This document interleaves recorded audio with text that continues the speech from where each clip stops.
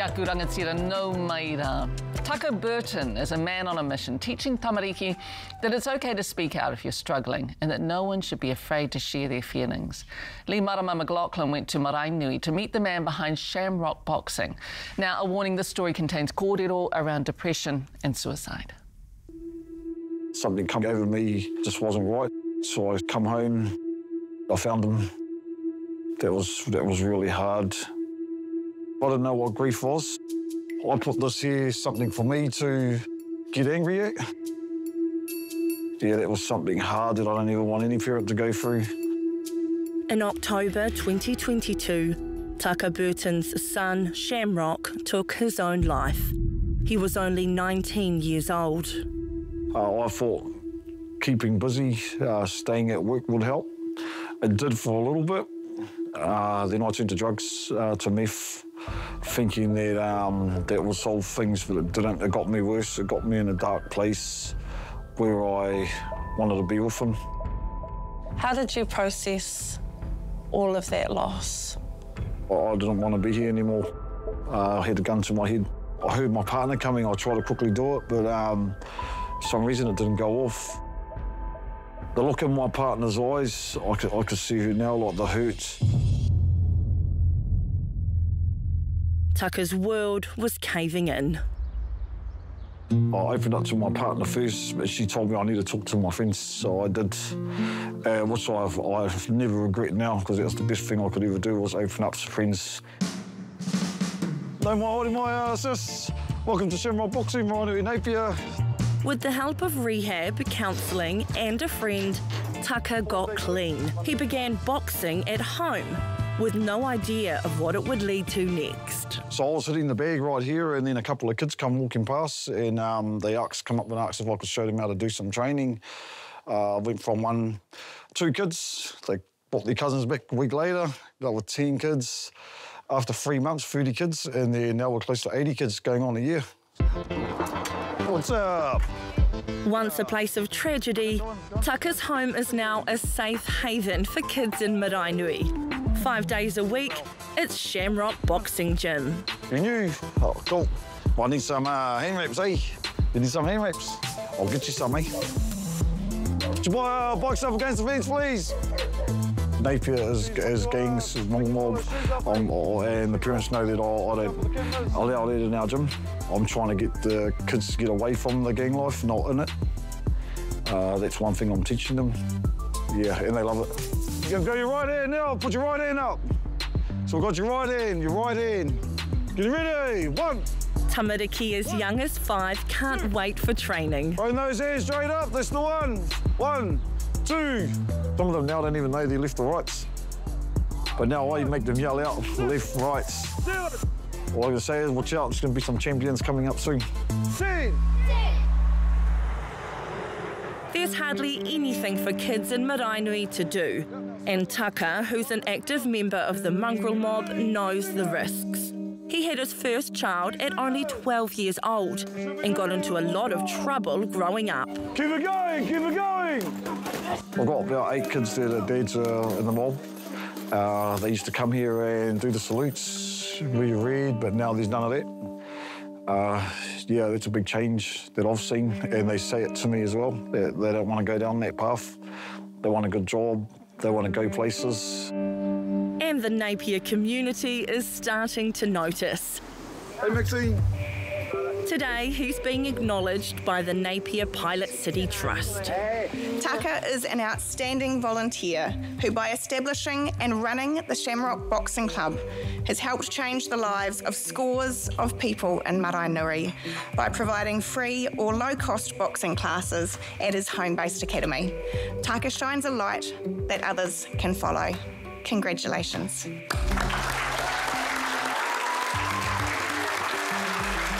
A bit nervous. I need to say something about Maraenui. We're classed as a naughty place, mongrel mob, gangs, somewhere where people don't like coming. It's not like that. Like, it's hard for me to get up there. We're using our own money because of what we're doing in our community. Oh, it's authentic. No, it's unique. You don't get that in much places, and we're here forever. Like Hinari O'Keefe said, warriors in the ring, champions in the home. Cheers.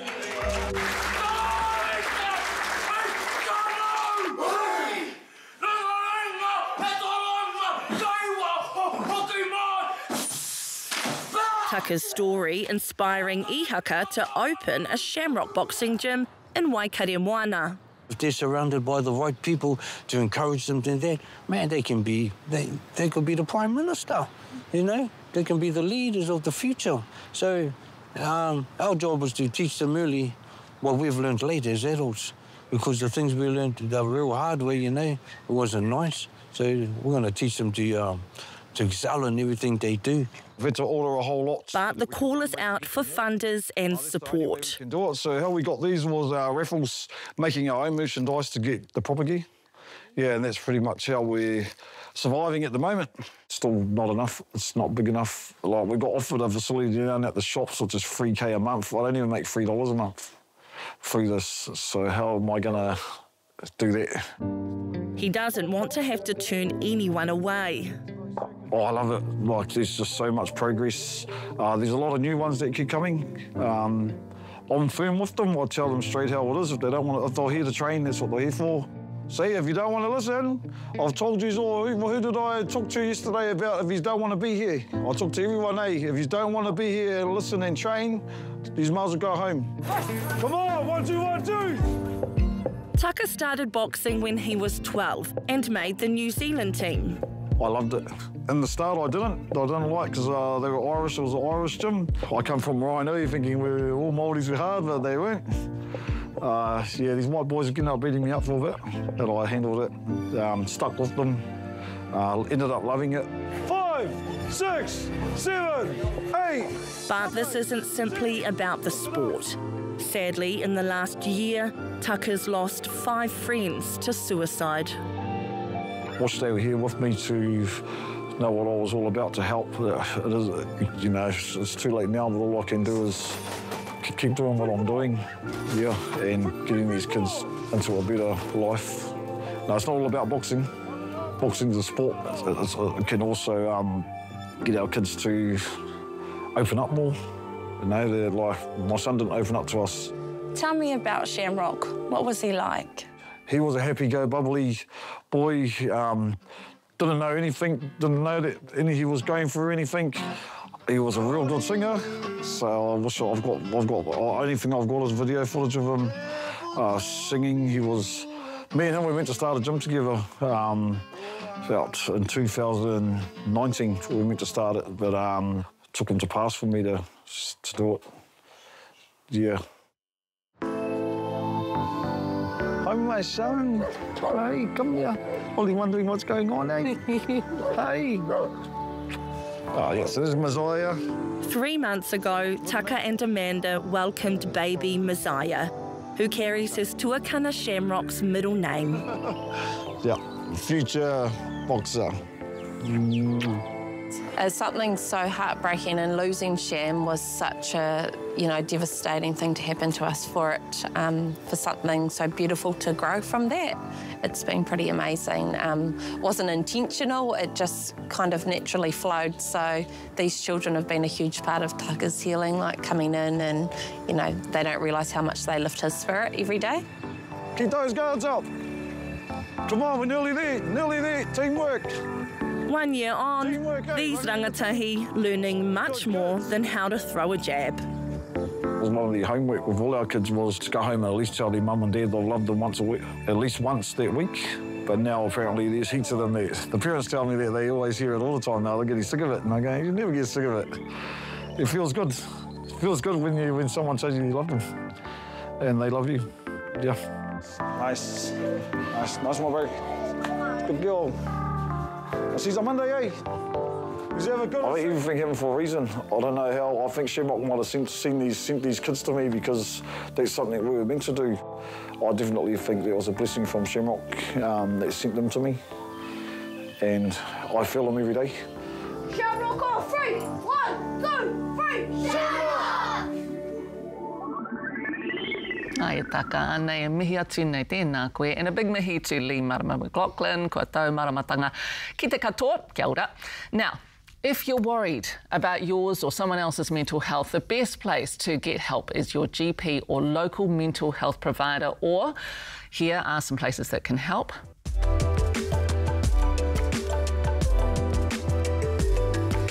No mai anō kia kōrero tahi. Now, Willie Jackson will become the first Māori to speak at an Oxford Union debate. He's following in the footsteps of Labour leader David Lange, the first New Zealander to go to the debate and caused a sensation. We'll have a look at that in just a moment. But Willie, no mai hoki mai, good to see you. Are you feeling the pressure? Oh, a little bit, but it's very humbling, you know, and it's been lovely, a lot of the support right across the spectrum too. You know, you get the odd kick in the guts. Talking about Winston. Yeah, but that's all fine. But, you know, it's actually been quite good, you know, from, as I said, from all sides of the house and across society, across the spectrum. Just been really lovely. So, actually, you mentioned house in a different context, of course, but you bought David Lange's house. Lovely little connection here. So you're really following in his footsteps. Yeah, I didn't know you were going to bring that up, Billy. But yeah, well, we actually bought about 20 years ago, just after David died.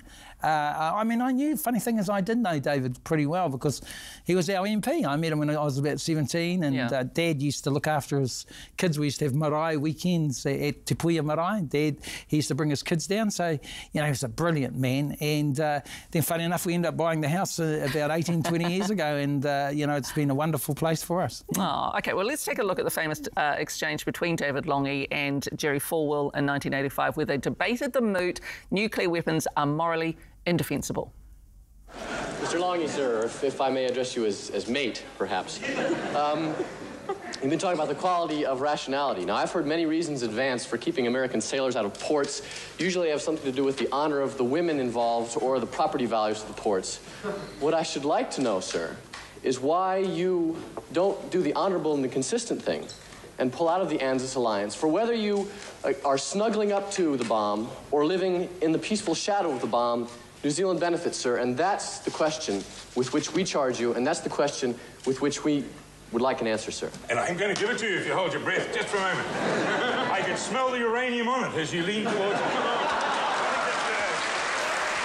I mean, those words are the stuff of legend now. Do you think you might come up with something similarly epic? I'd be lucky to get it half as good as David Lange, but it was just so magnificent, wasn't it? And we were so proud of him. I remember reading about it and hearing him saying he didn't think it was his greatest speech, but his best speech, but he said it was his most important speech that he'd ever done. So, you know. So that pressure is on. Your moot is this House believes British museums are not very British. You'll be arguing that they are. So what does that mean? What are you going to say? Well, I think there's a lot of things about what they've done in terms of taking indigenous artefacts around the world that absolutely shows that they're British. And they ain't giving them back. Yeah, they're not giving them back. And, you know, Mitty, I think we've got 2,300 artefacts over there in that British Museum, 7 moko mokai. So people might think, you're arguing they are British, and I'll be, you know, I don't want to give it all away here, but you know, you'd be arguing, well, what makes British? You know, their values. There's also a superiority complex in terms of the world. They go out around the world, they land in New Zealand and they declare, right, this is New Zealand, you know, we are, never mind the indigenous people here. This is all ours. So, I mean, you can imagine where you can go with this. I think either side of the moot would have been good. I quite like the side of the moot because it's going to be challenging and I think surprising, because I'm going to be with a Conservative and he'll think, what am I doing on his side of the moot? The idea is to win the moot, but also have a bit of fun, but actually remind them that our taonga is there, our artefacts are there. And Delvaney's Prime campaign, well, a lot of people have campaigned to get these kōiwi back. What are you going to do? Are you going to go in and on a serious note? Yes. Beyond the debate, are you going to say, give us our kōiwi back? Well, I mean, you know, I'm there, so you've got 12 minutes, and as I said, you want to win the moot, but I mean, I'd be doing a disservice if I didn't go down that track and remind them that our people see these artefacts as our ancestors. You're talking about moko mokai. Well, they are. You're talking about 7 of them over there. So I'll be doing our people a disservice if I didn't go there. But you know, it's how you do it. I know that the British Museum have their own sort of act. They're separate to the British government. They can sort of do what they like, and that's why they have huge arguments and fights with the Greeks, you know, who want the marbles returned and all that. Yeah, but you had Lord Elgin, I think, declare in 1850 that he had an agreement with the Ottoman Empire at the time, and no one can find the agreement, you know. And so you got arguments with indigenous people all around the world, and so it's such an opportunity to say, a massive opportunity. It's an opportunity to have a bit of fun. Obviously, but a serious side too. Absolutely. Give them back. And this is what it means to our people. This is what Dalvanius did. I'll give Tauhenare his dues. You know, he said that was his finest moment as a Minister of Māori Affairs, overseeing the return of Moko Mokai, and I remember supporting Dalvanius at the time. Well done to Tau. So I've got to follow up on some of that mahi that's been done, and so there's quite a bit of pressure there, and I'm looking forward to the challenge. Well, good luck, Willie. I think you'll have fun. I think you'll do well. Your successor, Tama Pōtaki, talked about Tauhenare as Māori Minister. You have been one too. Your successor, Tama Pōtaki, how's he going? Well, he's got a challenge in front of him, and the challenge is, particularly with budget coming up, you know, where are we in terms of te ao Māori? Where's the funding for whānau ora? Is that staying in place? You know, I negotiated a lot of that for our people. It's a hard call, isn't it, for the Māori Minister at this time? He's a good man, Tama. I've known Tama many years. He's a good man, and he's trying really hard, but he's up against it. Well, like you say, there's the Treaty Principles Bill, for example. Bill, yeah. Waitangi Tribunal doing some heavy lifting, a lot of urgent hearings, including that bill. But do you think, with that bill, is there a point that is being made that's a valid one from Winston and David Seymour saying that the principles are too nebulous and need to be spelled out in law? Well, they are spelt out in law. They're spelt out by every judge since 1987 who have said there's a partnership with regards to Māori and the Crown. Are they too vague? No, they're absolutely clear.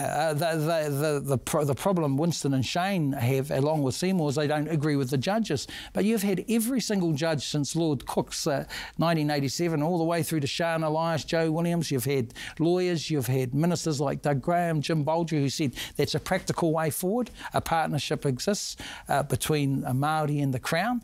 You know, you have to remember a number of our people didn't agree with the judge's interpretation of the law back in 87. I'm talking about, you know, people who might be perceived as radical, like my Uncle Sid, Uncle Moana, Tamaiti. You know, they said, no, we own everything. Hone harawira. And you understand where they're coming from. Judges interpret something for New Zealand. The partnership interpretation went in place. Then we had the Ngaitahu settlement. We had the Tainui settlement. We had Māori radio. We had Māori TV. It's going to be interesting to see where this all ends up. But I want to talk to you. Let's just do a little pivot here to the media landscape turmoil. It's Sunday's last show tonight. It's Sphere Go's final show tomorrow night. 2 news bulletins are gone. We're still not sure how that Stuff News Hub rescue is going to look. Yeah.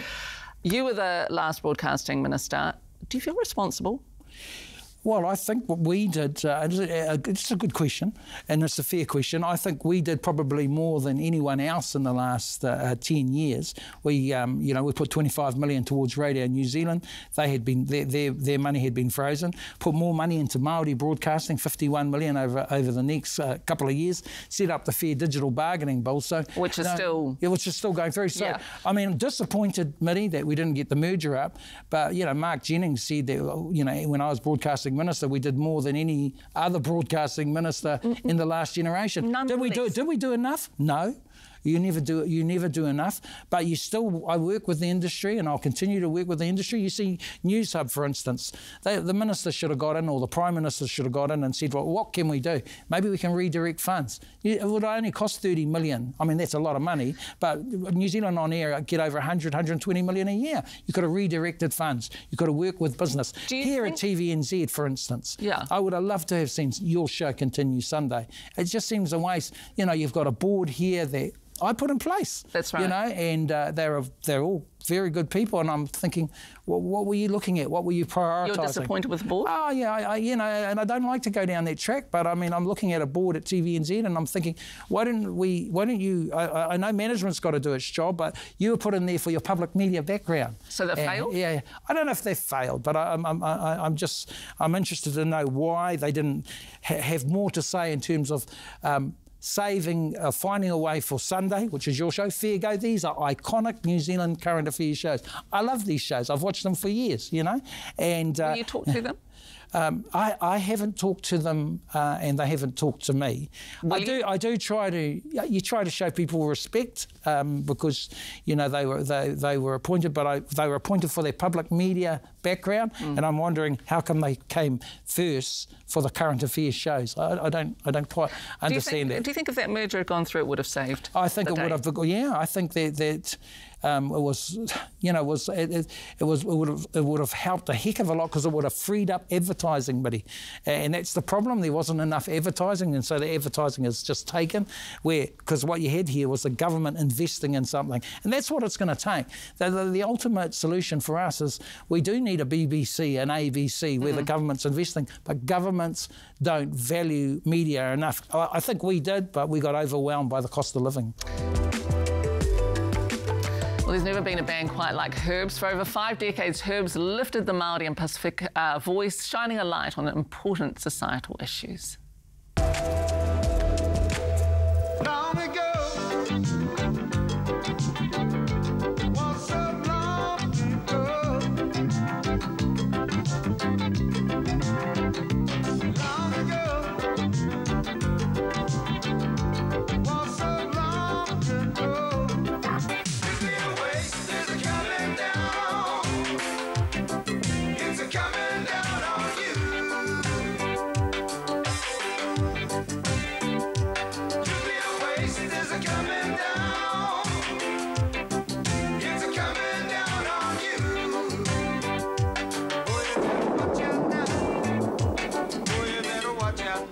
Willie Hona was one of the voices that defined the band's heyday, especially during the 80s and 90s. Willie grew up in Rawene. His mother played the piano with the whānau singing along to standards like Roll Out the Barrel. His music career as a singer-guitarist began alongside Mark Williams in the band The Face, but he is best remembered for his time in Herbs. Willie joined the band in 1983 after getting the call-up from Polynesian Panther co-founder and then Herbs manager Will Ilolahia. Along with Tama London, he was behind such hits as Long Ago and Nuclear Waste. In 2012, Herbs were inducted into the New Zealand Music Hall of Fame.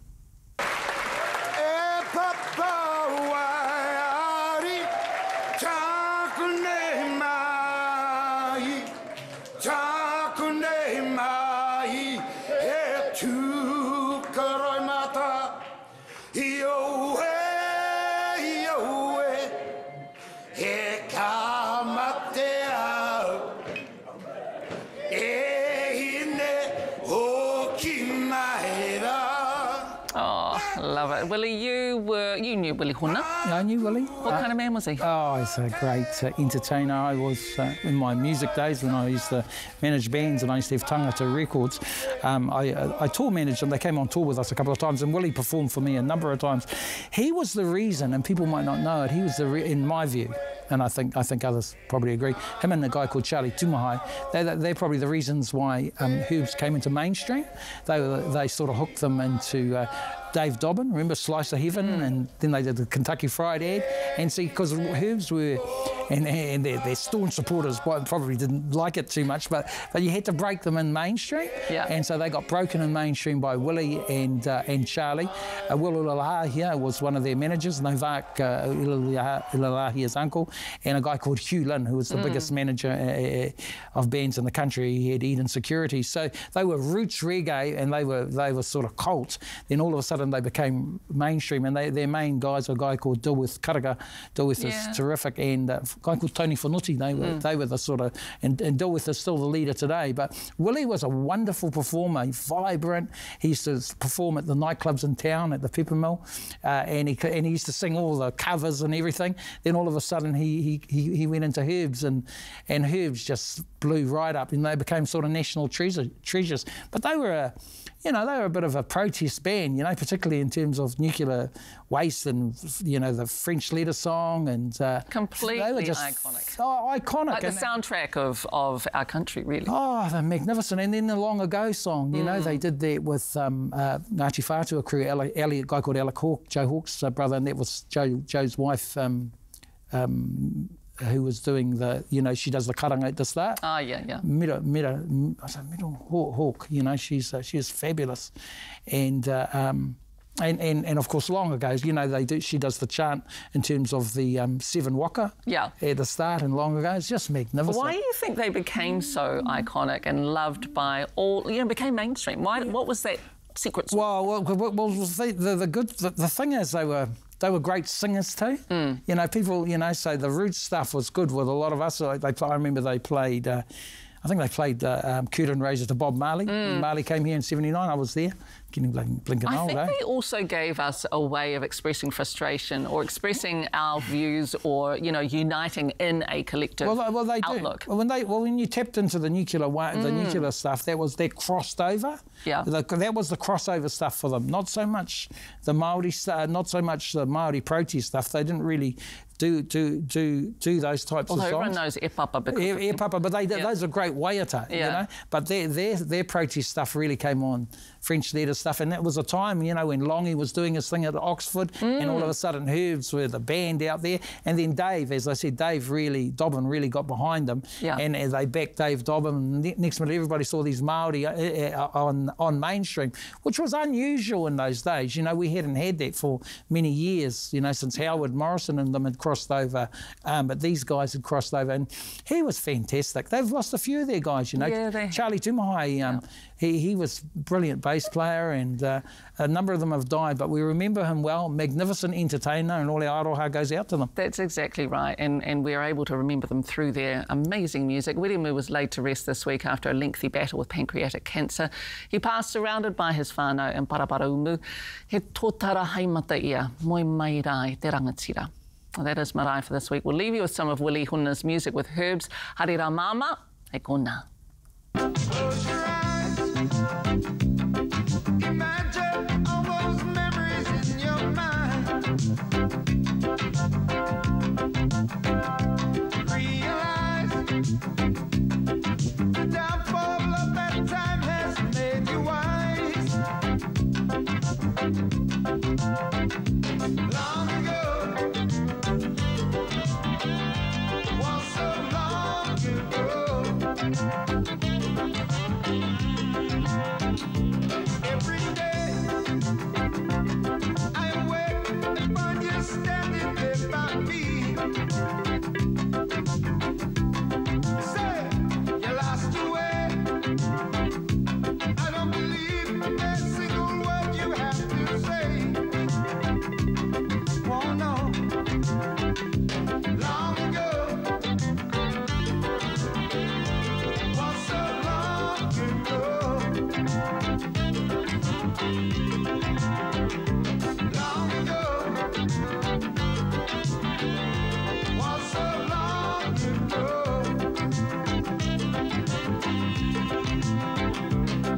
And I knew what I know now. Ko te reo, te take.